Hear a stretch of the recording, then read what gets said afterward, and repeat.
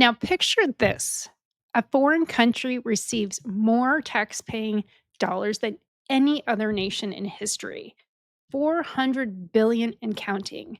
A country with universal health care, while 45,000 Americans die annually from a lack of medical coverage. A country committing what the International Court of Justice is investigating as genocide, while American politicians, they literally compete to see who can pledge more support for them. And here's the kicker: if you question any of this publicly, you'll be branded an anti Semite faster than you can say First Amendment. Your career is destroyed, your reputation is ruined, your voice silenced. 17.9 billion was sent to Israel in the last year. And that's a lot of money. And this isn't just any conspiracy theory. This is a documented fact. There is a clear money trail. And today we're going to do a deep dive and we are going to trace exactly how America became the world's only superpower that cannot criticize a nation literally smaller than New Jersey. Because what you're about to learn will change how you see American foreign policy forever. Hey guys, it's Delana. Please stick with me through this video. It is extremely eye-opening. I have gone down the rabbit holes of the Epstein files, the cyber backdoors that Israel has access to. And what I realized is the most important of all is the money trail. I literally kept saying all roads lead back to Epstein. But what you will become very apparent after this video, you will see that all roads lead back to Israel, AIPAC, and money, which they are trying to control American politicians. Epstein, well, he's small potatoes in all this. The mega group, Plantar, Promise Software, they're all literally just a cog in the wheel of this money trap. Trump is actually correct when it comes to the Epstein files. It's not that big of a deal. The bigger picture, the big deal is Apex. However, the children being abused with the Epstein thing, that is 100%, no one can turn a blind eye to that, but it is literally a very, very small cog in this whole Israel Apex wheel. So, like, how did this all get started? Like, I literally jumped down all these different rabbit holes, like why the blackmail, why the backdoor into all these security systems. And I think that's just to maintain what they already have going on. And this started way back in 1948. Harry Truman makes the country the first to recognize Israel. But here's what they don't teach you in school. This wasn't about some grand moral mission. In 1948, Palestine had an exodus. And the relationship between America and Israel started very, very modestly. During these years of austerity, the United States provided Israel very moderate amounts of economic aid, mostly as loans for basic foodstuffs. Most of Israel's support actually came from Germany. War reparations that comprise 86% of Israel's GDP in 1956. But everything changed. It was in 1967. Following Israel's victory over surrounding Arab forces in the 1967 Six-Day War and its subsequent occupation of the West Bank, East Jerusalem, and Gaza, military assistance to the country surged significantly. Think about that timeline. The moment Israel became an occupying power, American aid exploded. Coincidence? I think not. And here you can see here from this chart, like right after 1967, 1970s, it just started taking off. You see exactly where this aid started coming in. So by 1973, something remarkable happened. During the Yom Kippur War, according to the Secretary of State, Harry Kissinger, had Israel struck first, they would not have received not as much as even a nail. But Israel played the victim perfectly, and American weapons just poured in. But here's the crucial moment. In 1981, Weinberger and Israel's Minister of Defense, Ariel Sharon, signed the Strategic Cooperation Agreement, establishing a framework for continued consultation and cooperation. This just wasn't aid anymore. This was a strategic partnership, and it was about to get much, much deeper. So how did this machine end up running America? Now, like, how does a country with 9 million people control the foreign policy of a nation with over 330 million people? The answer, and that has a name, and it's AIPAC. Just think about that. California has almost 40 million people, and the United States is literally being led around by the nose by a country with only 9 million people. And here's where it all comes down to, it's AIPAC. And what's most fascinating about AIPAC's origin story, it was literally created as damage control. In 1954, Keenan and his associates announced the formation of the American Zionist Committee for Public Affairs. It was called the AZCPA, which would be renamed AIPAC in 1959. And so, but why March 1954? Like, what happened? This is what happened. AIPAC was founded in 1954 by Isaiah L. Keenan, a lobbyist for the Israel government, partly to counter negative international reactions to Israel's Kibbutz massacre of Palestinian villages that year. Now, literally let that sink in. There's an absolute massacre, and AIPAC was there to clean it up. Israel's image after this massacre was horrible. So the AIPAC was 100% committed to creating a better view of themselves through this AIPAC. So in 1950s congressional hearings, Keenan had additional reasons for forming a new advocacy group in early 1954. Officials had been inquiring into whether his then employer was the American Zionist Council ought to register as the agent of a foreign power. And what's the translation to that? They were about to be exposed as foreign agents, so they created a domestic lobby instead. For decades, AIPAC operated in the shadows, although it had worked effectively behind the scenes since its founding in 1953. AIPAC only became a powerful organization in the 15 years after the Yom Kippur War in 1973. But by the 1980s, something incredible happened. It wasn't until the 1980s that AIPAC was able to secure substantial influence with members of Congress and the broader Washington establishment, even though Jews were only about 1% of the US population at that time. AIPAC's created a nationwide network of semi-independent groups which acted in concert. So you can see here how much, since 1980, how much was going through pro-Israel and how much was contributed for pro-Arab with political contributions. It is significantly weighted on one side. So by 1997, Fortune magazine named AIPAC the second most powerful influential group in Washington, D.C., second most powerful in all of Washington. So how did that happen? We'll see here. Now, in modern times today, it is just promotional literature notes that the leadership reception during this annual policy conference will be attended by more than members of Congress than almost any other event except for the joint sessions of Congress or State of the Union address. As you can see here, how it is huge. AIPACs, any kind of convention with the AIPACs is just packed, and they get all the top politicians there every single time.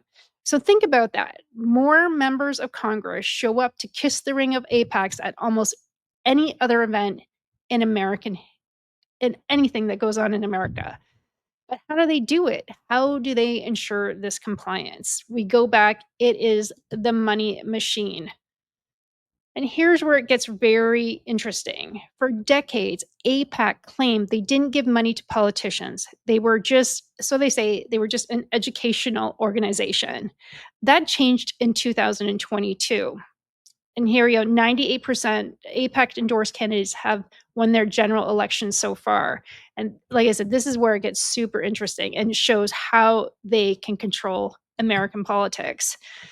So after 60 years of issues-based lobbying, so they say, AIPACs for the first time opted to spend directly on campaigns, flush with millions of dollars from loyal donors among the Republican billionaires and mega donors to former President Donald Trump. AIPAC embraced a new strategy. So how much are we talking about here? How much money did they actually spend? Just 2 years after it started pouring into campaigns, AIPAC has become one of the largest outside spenders in congressional elections. So let me show you exactly how this works. So you can see here. So this is a chart of how where AIPAC's contributed to all these seats. So the only seats that they lost were 3. Oh, sorry, 4. So out of all, so the red dots there are the ones that Apex contributed to and actually lost. So they seem to have a pretty good rate of who wins and then they get put money behind it. And there is certain case studies that shows exactly how they do this. So the one case study I'm talking about, and here we show all the Apex. These are all the House districts that Apex contributes to and has control over and has won. And again, Donald Trump, we wonder why Donald Trump is so pro-Israel. Look at that number, $230 million plus Apex has given to Donald Trump over the years. That's a lot of money. And that's for him to go say anything negative about Israel. You can see why he's like backpedaling, and doesn't want to get involved and is so pro-Israel. And everybody is getting slammed if they say anything against them. So one of the case studies I found, and this was the Jamal Bowman and Cori Bush. This is a perfect example of how it actually works. Apex attacked on them, both of them. Ultimately, it proved successful with both losing in 2 of the most expensive House Democratic primary elections in history to candidates bankrolled by more than $29 million in Apex dollars. That's $29 million.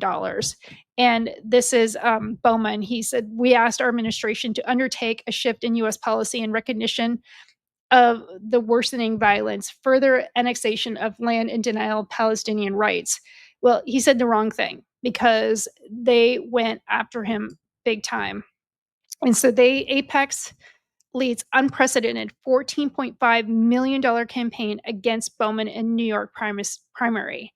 So he goes against them. What do? They go after him and they give money to his opponents. So essentially they were using money to go against him, negative press, and giving money for positive press to his opponent.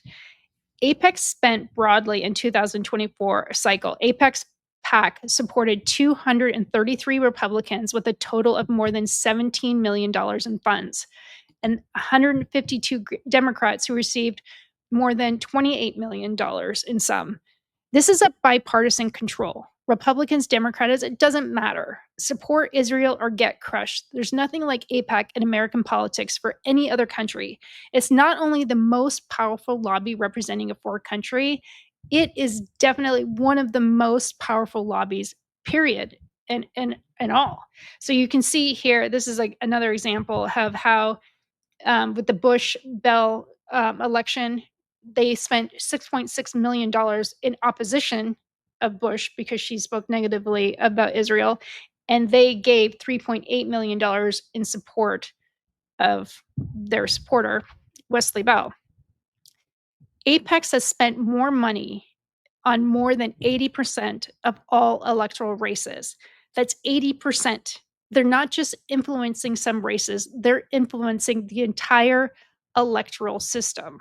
And here we go. There's a breakdown. You can see in the top 10 2024 and career recipients of pro-Israel packed funds.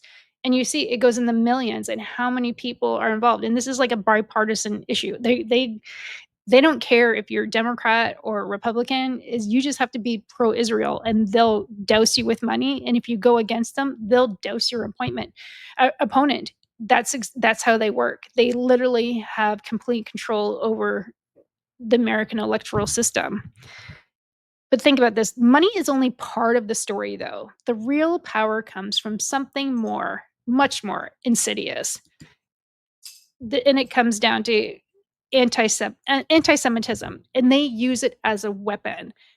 Here's the brilliant part of their strategy: criticize Israel policy, and you're not just wrong, you're a bigot, you're an anti-Semite. Your career is absolutely over. But this wasn't always the case. This is a deliberate manufactured strategy. And this goes back to like 1943. Future Israel Prime Minister David Ben-Gurion called a British court anti-Semitic after it had implicated Zionist leaders in arms trafficking. This is the birth of weaponizing anti-Semitism accusations. When you're caught doing something wrong, your critics just call you anti-Semites.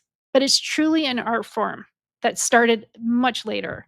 In 1973, Israel Foreign Minister Abba Eban wrote, and this is one of his quotes here: "One of the chief tasks of any dialogue with Gentile world is to prove that the distinction between anti-Semitism and anti-Zionism is not a distinction at all. Anti-Zionism is merely the new anti-Semitism."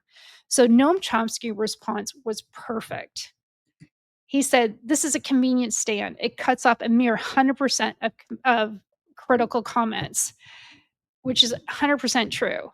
So he actually, there's a little video of here talking, and it explains it absolutely perfect. Have a look here. To the charge that anti-Zionism is the new anti-Semitism.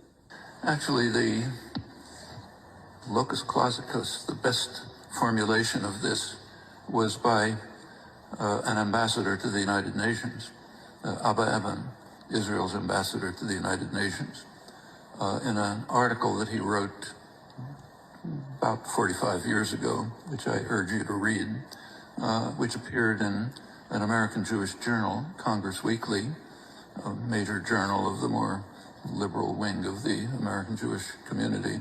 He wrote an interesting article in which he was then UN ambassador from the State of Israel. He advised the American Jewish community that they had two tasks to perform.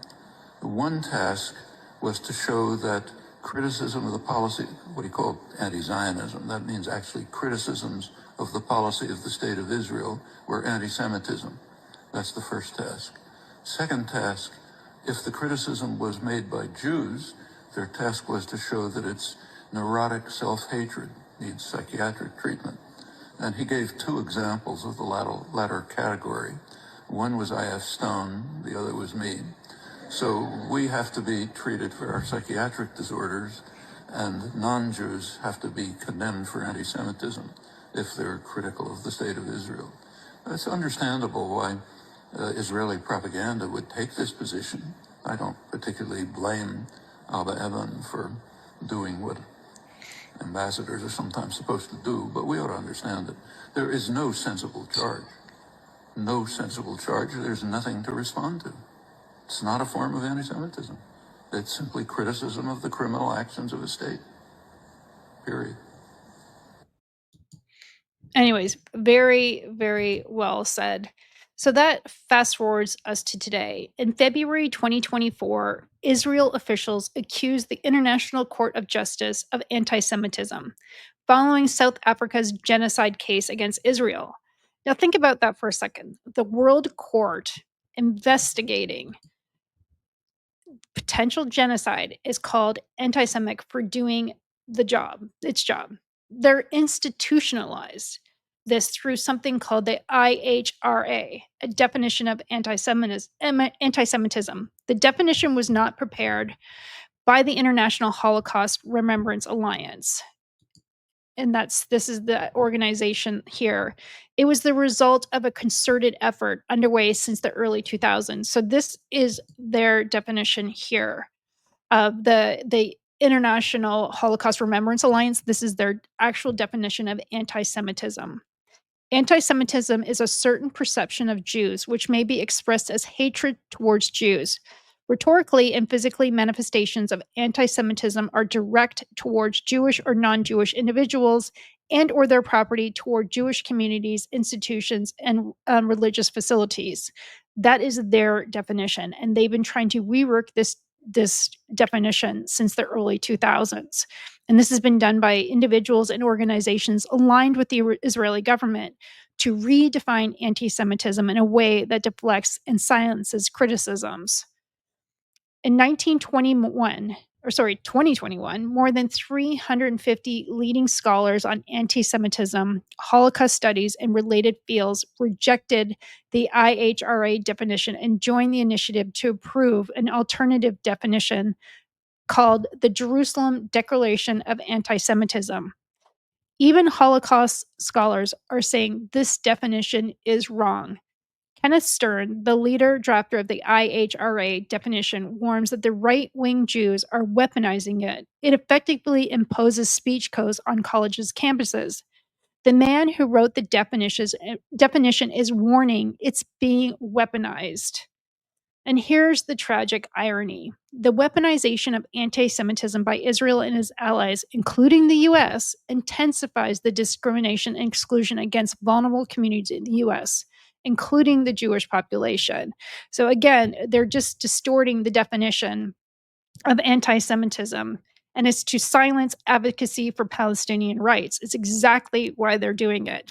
It seems very clear. I don't know why people can't see it. It just seems clear as day to me. But they're actually making Jews less safe by crying wolf constantly. And here is a graph. This actually shows the actual amount of anti Semitism incidents in the US over the last decade, or from 2011 to 2020. But the anti Semitism weapon wasn't enough. They needed legal enforcement. And then we enter the anti BDS laws. And again, this is almost across the United States. More than 250 million Americans, some 78% of the population, live in states with anti-boycott laws or policy. 27 states have adopted laws or policies that penalize businesses, organizations, or individuals that engage in or call for boycotts against Israel. So let me repeat that. And here you can see in this chart here, or the map, that the purple states are the ones who have adopted the anti-BDS laws. So that is 250 million Americans live under laws that restrict their right to boycott a foreign country. And here's how this works in practice. I found an example of this, perfect example. This documentary filmmaker, Abby Martin, was invited to speak at an event at Georgia Southern University on the 28th of February, 2020. She was supposed to be paid $1,000 for her speech. She was asked to sign a pledge to agree not to boycott Israel, which she refused to do, and her speaking engagement was subsequently canceled. A filmmaker loses a speaking gig because she won't promise not to boycott a foreign country in America.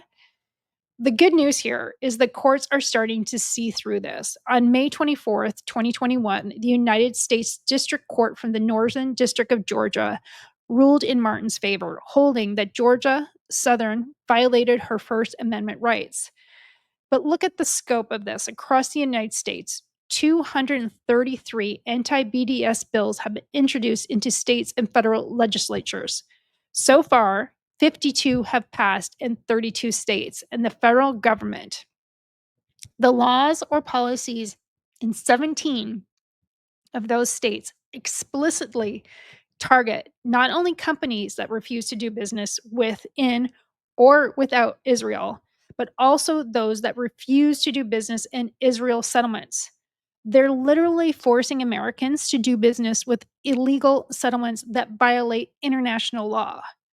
So David Kay, the UN special reporter on the promotion and protection, and here people are boycotting it. That's where we see all these boycotts. They're actually boycotting this.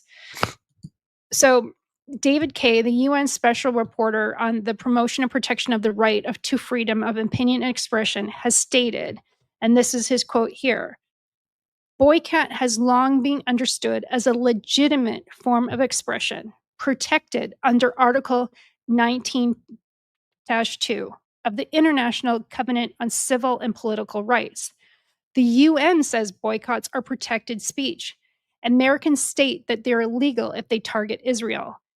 This is how you know this system is rigged. It is 100% rigged." And so, what happens when you step out of line? What happens when you dare to question the unquestionable alliance? Well, Candace Owens found out last year. She got Anti-Semitic of the Year. We've seen this repeatedly. Politicians who question aid to Israel or criticize Israel actions face immediate, overwhelming retaliation. And you're starting to see that Tucker Carlson, Nick Fuentes, they're all getting slammed by being anti-Semites. I truly believe I listen to Candace Owens all the time. I think her issue is that she sees what's actually going on in Palestine. There's not much that goes over that woman's head, 100%. She sees what's going on. I think she's very sensitive. She's a mother, so am I. We see what's going on with the children and the Epstein thing, and you can't, once you see it, you can't unsee it. And she's not the type of person, nor am I, to step back and say, "Oh, I didn't see that. Well, there's nothing going on here." No, they all see it. I think it's the truth is simmering to the top. And for her to be called an anti-Semitic, I don't think she has any ill feeling about anything Jewish. It has nothing to do with Judaism at all. She's concerned about the genocide that's going on in Palestine. 100%. That's the issue. But for this is just such a blatant diss to her and her reputation, and trying to the gaslighting. This is a perfect example of gaslighting. So they're starting to become an overwhelming amount of retaliation. All the members of the House or Senate, that if they criticize Israel, they will be targeted with multi-million-dollar campaigns for their opponent. Again, we go back to this. I saw this little cartoon here. Stop that anti-Semitism. Because this could literally be Candace Owens. Like, stop killing the children in Gaza, and then she gets called an anti-Semitic. But again, we go back to this, and this is why the politicians are going for Israel and creating this bullshit gaslighting, because record campaign spending. They literally are spending millions and millions of dollars to go against anybody that speaks against Israel. So if you want to have any say, or you want to work in the government or be elected in government, you cannot go against Israel. I can't believe how much control they have and how much money they are spending to keep control. And not only through money, it's through the cybersecurity, it's through the blackmail. It is one big wheel, and money is driving the wheel, and all these other things are just cogs in the wheel. So again, this is the most recent case here. These are Democrat Congressmen Jamal Bowman and Cori Bush saying AIPAC spent some $23 million to boost their opponent in the primaries. That's $23 million to remove 2 House members who supported Palestine rights. And it's not just politicians. Americans across the country have joined mass protests demanding ceasefire to Israel's siege of Gaza following Hamas's October 7th assault on Israel. College students are conducting sit-ins, protest, and teach in reminiscence of the Vietnam anti-war movement. And here they are, they're little encampments. Too often, however, supporters of continued military action by Israel respond not by debating the merits of a ceasefire, but through McCarthyism campaigns. McCarthyistic, and that's just not a hyperbole. That's so accurate. So back in the McCarthyism, he just created McCarthy created this thing back in the day where he just said that he wanted to get rid of a bunch of people that were supporting Israel, and he just said, "Oh, you guys are all communists," and made this big thing. And it was called it's his McCarthyism way, is let's just create this rumor and say that you're all communist and get you out of the government. And that's exactly what they did. And so that's essentially what they were trying to do now today. I guess it worked back then, so they're going to try to get it to work today. Jimmy Carter wrote that mainstream America politics does not give equal time to the Palestinian side of the Israel-Palestine conflict, and that this is just due in part to AIPAC. Like, even a former president admits the debate is rigged.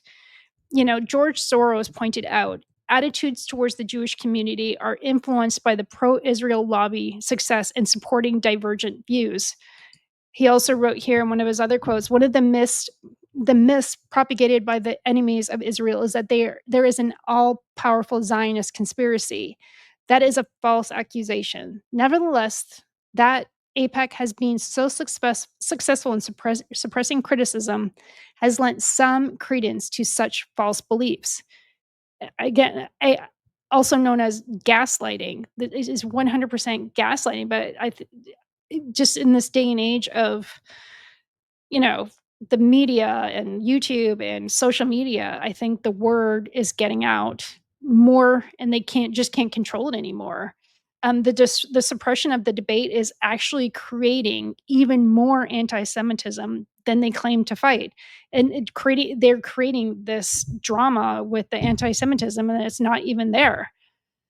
And that brings us to today. Gaza, October 7th changed everything, and nothing has, we don't see anything because they're all suppressing it. Yet more than 40,000 Palestinians, including a large share of civilians, have died in the conflict, according to the United Nations.